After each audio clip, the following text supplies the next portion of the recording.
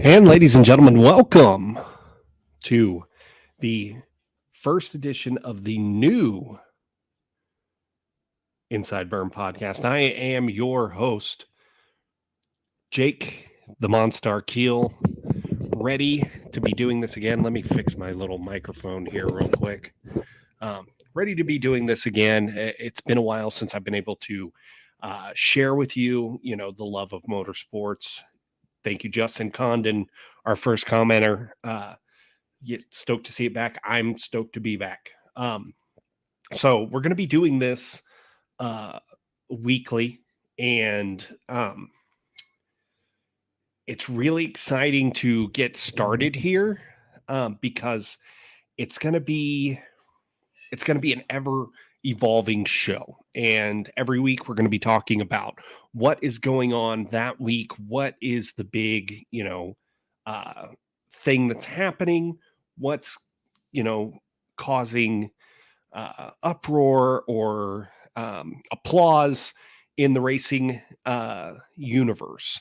And so uh, very excited to start. And we've got a few subjects to talk about. It's a big week. It's the start of the dirt season here, in the United States. It's time to, be able to watch dirt racing again, be able to have, flow racing on and dirt vision on. Dirt vision will be on tonight with the Outlaw opener, but it's an exciting time to be a dirt track fan because there's so much going on, and it's going to be a great year for dirt racing. For those new here, I want to start here first. For those new to me, I am Jake Keel. I am a local commentator in the Oklahoma and Texas area. I'm working on becoming a bigger area of racing. I'm working on branching out and going beyond the borders of Oklahoma and Texas, and really starting to go go on and do new things.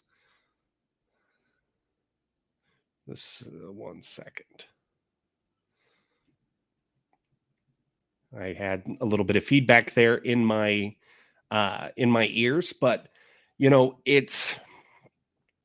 it's been a long time since I've been able to do something like this, and I'm very excited to be here. I'm sharing this a little bit right now, but let's talk. The great thing is every Wednesday I will be live on Facebook, on YouTube. You'll be able to catch this on either or, and you'll be able to interact with me. Comment if you want to talk, like Justin Condon has already done, and we'll be able to talk and get your thoughts on on the air. Real quick, a special shout out to our sponsors, Jake's Dad Carbs, JDC. If you need a carburetor for your micro, especially for your turf tire micros, you need to call 405-640-6862 and speak to Dwayne over at Jake's Dad Carbs. Spinebuster brand. Spinebuster is a lifestyle brand that is all about two things: professional wrestling and dirt track racing. And they're launching. There's a lot of really big things that are about to happen with that launch, so be excited for that. And then finally, last but certainly not least, Victory Fuel. Victory Fuel is a flavored electrolyte water brand that is sweeping the nation right now because of its active active vitamins, electrolytes. It's kid friendly, guys, and there's low sugar. It's got no caffeine and no artificial coloring whatsoever. I know the food dyes and everything, real tough, touchy subject right now, and you gotta be happy that there's no additional food coloring in there. Justin Condon, thank you. I really appreciate it. I'm actively trying to get back behind the microphone, if not this year, next year. But go check out Victory Fuel. Go to drinkvictory.com and use the code Monstar Pro for 10% off your total order. So let's get started, shall we? Let's talk about a few things before we go to our main event. The main event today is going to be talking about race length, and it's been kind of a touchy subject here in Oklahoma as of late. But we're not going to just dive right into that today. Today is essentially the opening of the sprint car season. We've had modifieds and late models running. There's been a couple dirt midget things going. Australia is, in the midst of their season, but today is like opening day for baseball fans. This is opening day for racing fans. This is opening day for dirt sprint cars. And dirt sprint cars, whether you like them, whether you hate them, it's probably the biggest series in auto racing. In dirt auto racing is the World of Outlaws, and hopefully soon to be the High Limit Series, which I'm very excited to see them expand this season. But and they will be starting later next week, Monday and Tuesday, I do believe. Yeah, the 12th and 13th there in Florida. The World of Outlaws, though, starts today. The World of Outlaws Sprint Car Tour starts today at Volusia, and it's the Dirt Car Nationals. And they started practicing yesterday, and we're going to have cars on track racing for the next 4 days, and then they'll have a little bit of a break, but they'll be back in March, which it's kind of wild. The first 6 races are all at Volusia Speedway Park in Barberville, Florida. And if you've never caught a race at Volusia, it's fantastic. It's really great. But the thing we want to talk about this year with sprint car racing is the divide, right? I mean, it's been hammered home that there are now 2 big, national tours. And yeah, the All-Star Tour was here. But the All-Star Tour never drew away Outlaws. It never drew them away from the Outlaw Tour. And now we're seeing a mass exodus from the Outlaw Tour that's resulting in big numbers for the High Limit Series, big drivers. The defending champion of the World of Outlaws will not be defending his crown. He's with the High Limit Racing Series. He is the part owner in Brad Sweet, but that's huge. It's been a long time since we've seen something like this with the National Sprint Tour back in. Don't judge me. I'm having to Google that because I can't remember when that started. The NST. Chandler, nice to see you, buddy. I'm glad you're on board watching on YouTube. The NST, 2006. So 2006, the National Sprint Tour went to competition with the World of Outlaws, and I know it kind of ended in a hurry. The owner had passed away, but they had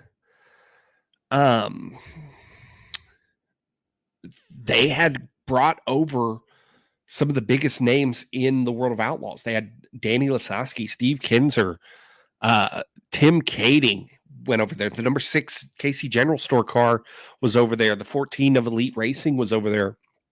And it really was a big, it was big news, and it was very exciting to see what was going to happen. And there was a war going on between these two series, and the fact that they were able to take away the biggest names in the sport was pretty crazy. At the time, there had been nothing but the World of Outlaws. And then, and then they sold. The World of Outlaws had sold, and these drivers weren't really liking what was going on with the World of Outlaws at the time, so they moved. And this is different, but not. Last year, High Limit was started because some of these guys wanted a place to go run for big money in the middle of the week, and a big part of this is the weekly midweek races, where we've got midweek races on this schedule for the High Limit series that are 50,000, 20,000,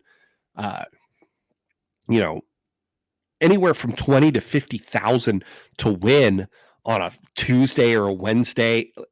It was unheard of before. And now we have it, and we have this fantastic series that, could really compete with the World of Outlaws, and I think they will. They're going to some places that the Outlaws have kind of neglected, especially the Oklahoma and North Texas area. Kansas, there's a lot of races in Kansas. They're hitting the Midwest hard, but this is going to go coast to coast. I mean, there's California races, there's East Coast races, there's Washington races, there's a lot of stuff going on, and it's all culminating at Texas Motor Speedway in October. And I'm really excited to see how they do this year. The Outlaws have a little bit longer of a schedule. They run from mid-February all the way to November, with some big breaks. Obviously, both touring schedules take a break at the Knoxville Nationals time of the year in August, so that they can get, everybody has their chance to go win the Nationals, which will be interesting to see. Some of these guys run back in the Nationals, which is kind of under the umbrella of the World of Outlaws.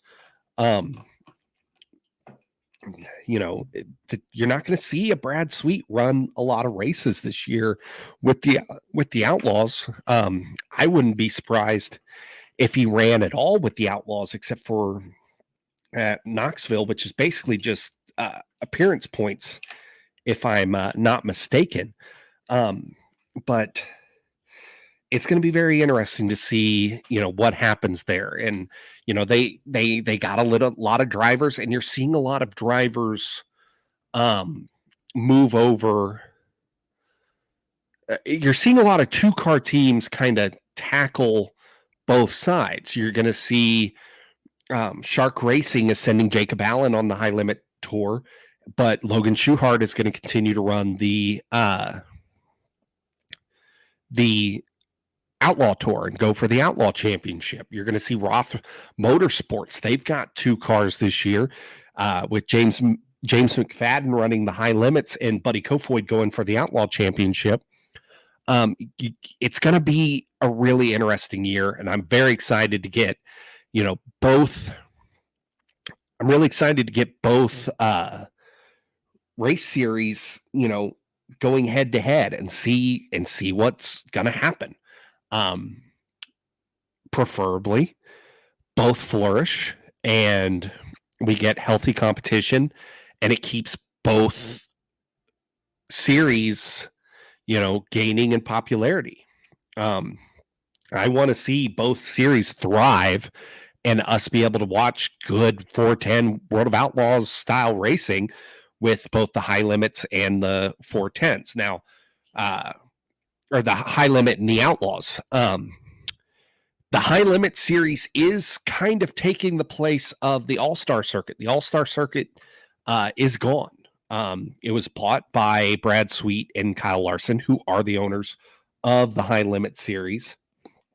And so for the first time since the early 70s, we're not going to have the all-star circuit of champions, it's kind of sad to see go, but I'm glad that in its place, we're getting something like this, because let's face it, the Outlaws have been the only show in town for a long time. And now we're going to be able to see, a real challenge to the throne. And I love seeing it. I'm excited to, see what happens with this show. So let's talk about the World of Outlaws tonight. Real quick comment, Justin Condon, do you think the high limits and outlaws eventually combine and have a record-setting money and points payout and race purse? More than likely, if it does end up happening, it would be a situation where Kyle Larson buys the outlaws.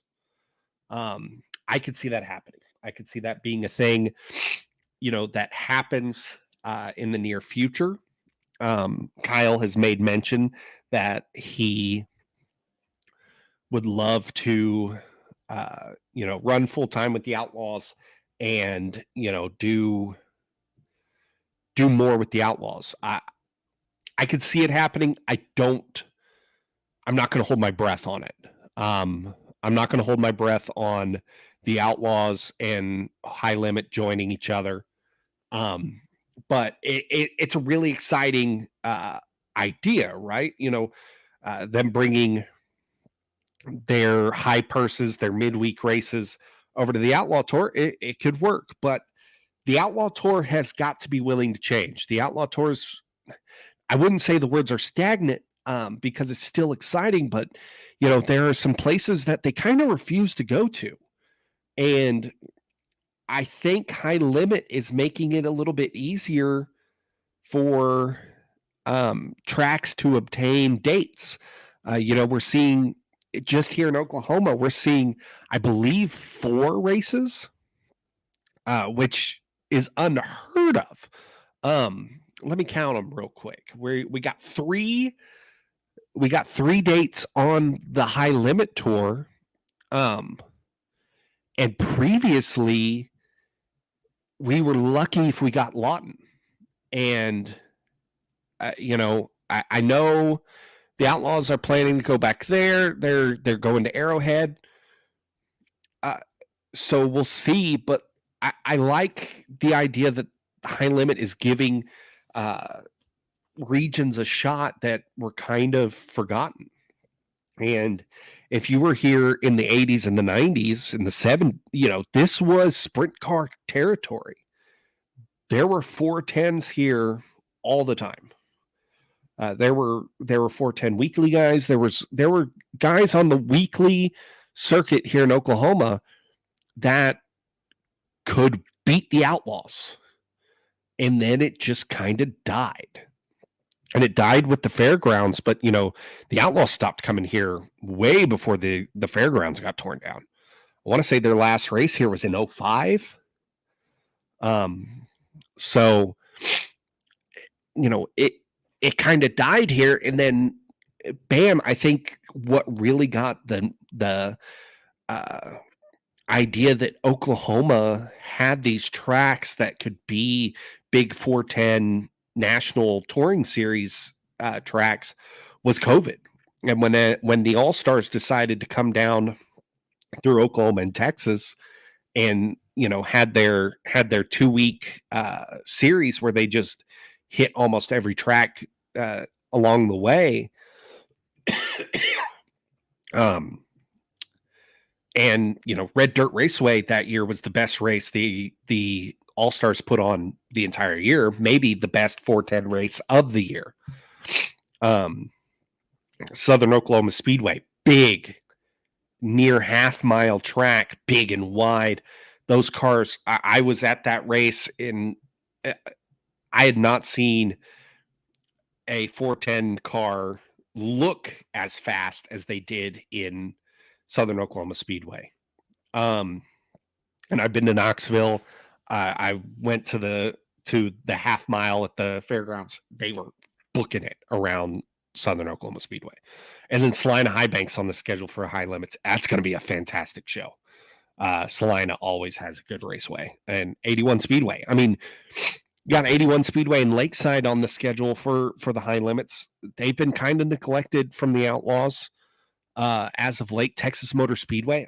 I'm really excited to see the 410s at Texas Motor Speedway. Really excited. I'm putting that down on my schedule this year to try to be at. So, but let's talk about, what's left with the Outlaws, because the Outlaws, I'm not saying that they have, the bottom of the barrel, because they've got some fantastic teams and drivers. David Gravel. Is this David Gravel's year? He just hasn't been able to beat Brad Sweet. And maybe it's time. And I hate that it's time once his main competition is gone, but a championship would put the crowning achievement on his status. He's one of the best to ever wheel a sprint car. He's one of the best. And he's a future first ballot Hall of Famer. And the championship would just cement that. Donnie Schatz. Could Don get number 11? He's never going to reach Steve's numbers, but it's a possibility that he gets number 11 this year. He could return to form. You never know with Don. So, it's wild also to think that this is his 17th year with Tony Stewart. He's ran more years with Tony Stewart now than he did his own team. And he drove for that team for a long time for his own team, for his family ride. So I'm excited to see, what can Donnie Schatz do this year. 311 World of Outlaw wins, 11 Knoxville Nationals, 6 Kings Royals, 10 World of Outlaws championships. You got to bet on Donnie Schatz anytime he's on the track. Could it be Carson Macedo? Carson Macedo could finally break through and have that amazing year. Logan Schuchart. If there was a guy that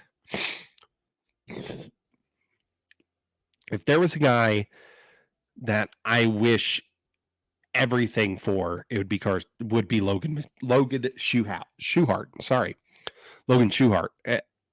Guy's a wheelman, and he's come so close. And how great would it be for him to bring Bobby Allen back to the promised land there? It would be amazing. You got guys like Brock Zierfoss, Sheldon Hodenshield. Bill Rose could have a good year.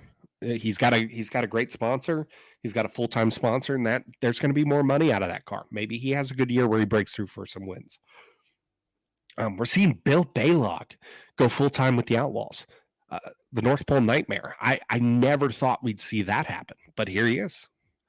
And then, of course, we've got our other rookies, Buddy Kofoid and Landon Crawley. If there's someone that could win the Outlaws this year and the Rookie of the Year title, it is Buddy Kofoid. Mark it down right now. Buddy Kofoid will win multiple World of Outlaws races this year, and he will be contending for the championship come November.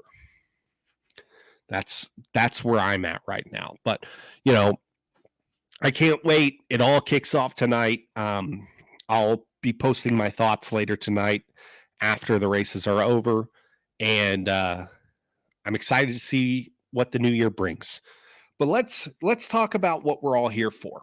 The main topic of discussion. And I'm going to go ahead and go in. And I am going to tag Red Dirt Raceway. We're going to talk about this. Because I want to hear at Cody Brewer. I want to hear what Melissa and Cody Brewer have to say about this subject.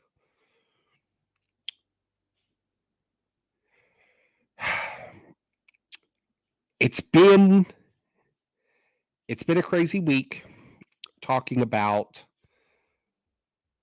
lap count. How many laps is too much? How many laps is too many? How long is too long? What would you think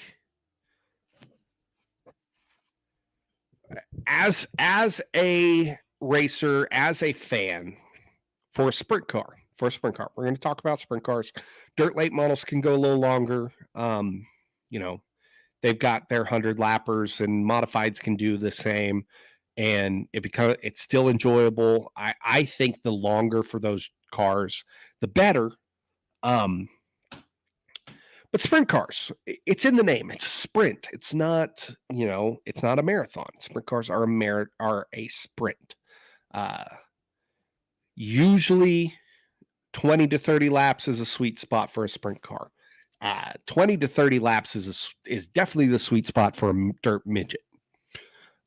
Any more than that, the midgets, I love the Chili Bowl. It's the outlier here, but it just gets hard. I-55, the Ironman 55 also gets a pass there. It's all dependent on the track. But I'm seeing something be done at Red Dirt Raceway that I've never seen done before, at least at the local level. And that's a 100-lapper regular sprint car race. 100 laps at Red Dirt Raceway. And it's funny that my man Cody Carter brought all this up, and then the next day it was announced that this 100 lapper was happening. And so let's talk about it. Let's see, what is your thoughts on the 100 laps at Meeker? Is this going to be a good thing? I think it could be. I want to be there when it happens. I want to see what 100 laps in a regular non-wing sprint car can do. You see the Silver Crown races, they go longer, things like that, but you don't see a regular sprint car race go more than about 50 laps. 55 laps, usually the most. And I don't know. It's kind of a weird spot to be in. In my mind, 40 laps is probably the limit. That's where I would, if I'm running a race and I'm putting on a big race, the perfect example is the Mike Peters Freedom 40. 40 laps at that event is perfect. That track gets really racy there at the end, slide jobs all over the place, and it's just a fantastic race. And that's at Meeker. And Justin Condon, 100 laps at Meeker. That's what I'm saying here is I'm giving this a pass until we see what happens, because 100 laps at Meeker could produce a really great race. And I really want to see what Cody Brewer and his team are able to prepare that track like that night. Because it's a tall task. Now, their modified 100 lappers that they've had there, chef's kiss. They've been great. That's a modified. That's a little different. They eat up the track a little bit different. Sprint car. My question is there going to be, and I need to look at the rules a little bit. I have not dove too deep into the rules for the 100 laps at Meeker. Is there going to be a break? Is there going to be a gas break? Because a lot of these teams are going to need gas. A lot of these teams are going to need more gas. Is there going to be, it's all dependent on the layout. Let me go ahead and pull up Red Dirt Raceway, and we're just going to see what these rules say. I'm very intrigued. I'm very intrigued what could happen here.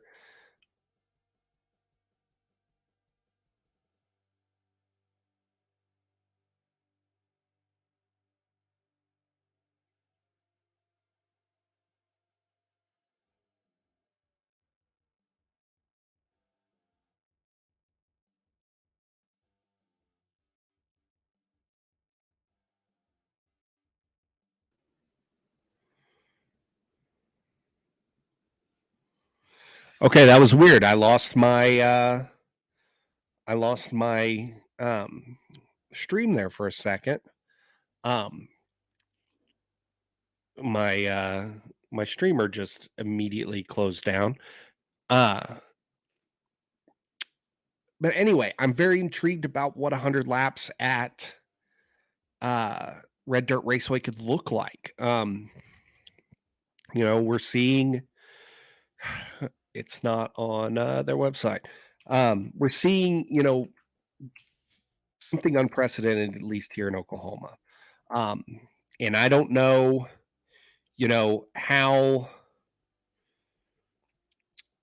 I'm not sure how it's going to go about, but it could be a very, very interesting race. Sorry guys, I'm trying to pull up these rules to see what we're going to have with this 100 lapper. But we're talking about a track that really could do no wrong for a long time. I think Red Dirt Raceway is among two of the best tracks in Oklahoma, and that's Red Dirt Raceway, and that's Southern Oklahoma Speedway. So here we go. Here's the format. 24 cars, top 16 will go directly into the main event from qualifying. So that's going to help. That's going to help a lot because you're not going to have cars eating up the track all night. Especially early on. Caution laps will count through lap 80. So all the cautions will count early on. Up until laps 81 through 100. Those will all be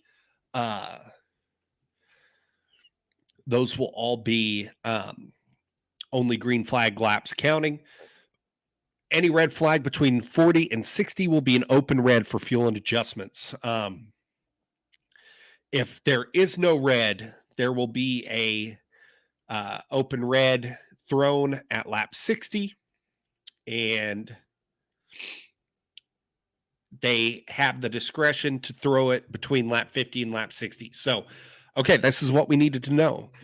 I think that this right here, that is going to change how this race goes. I'm all on board for this 100 lapper. I would love, and I'll talk about it next week if I don't end up hearing back from Mr. Carter. I would love to, hear his thoughts on this, but I'm excited to see this happen. It's with United Sprint League, formerly USAC of Oklahoma, and it's the Hero 100. I'm excited. I'm really excited to see what's going to happen here, and that just changed my whole thoughts here. It's going to be a long slugfest there, and especially at Meeker. Meeker is such a elbows up track. Meeker is a place where you got to be on your toes the entire race and 100 laps. I'm interested to see how fatigue changes this race. How fatigue will change the whole race here. So with that is all we really wanted to talk about today. And I had some great participation, hoping we get more going as time goes on. Expect a few slight changes every single week until we fine tune this thing. But tell me what you want to talk about next week. We're going to obviously touch on, what is happening here in, the world of dirt racing. And, we could have an entirely different outrage by next week. We could have something that really just changes the whole thing. So once again, I want to throw out a shout out to our terrific sponsor, Spinebuster brand. Buy your Spinebuster brand merchandise at tpublic.com/Spinebuster brand, as well as on Etsy at Spinebuster brand. On there, Jake's Dad Carbs Micro 600cc carburetors available now through JDC 405-640-6862 and Victory Fuel. Don't forget Victory Fuel, a fantastic new electrolyte water drink. Throttle Punch is great. I'm still waiting to try Lucky Lemon. Get your daily dose of vitamins, electrolytes. They're kid friendly. There's low sugar, caffeine free, and no additional coloring, no food coloring of any kind, just natural coloring to the drink. So that is all I've got for today, ladies and gentlemen. Thank you for joining me. It's great to be back, and I'm so excited to be doing this again. I have been Jake. This has been the Inside Berm podcast, and we will see you next Wednesday at noon.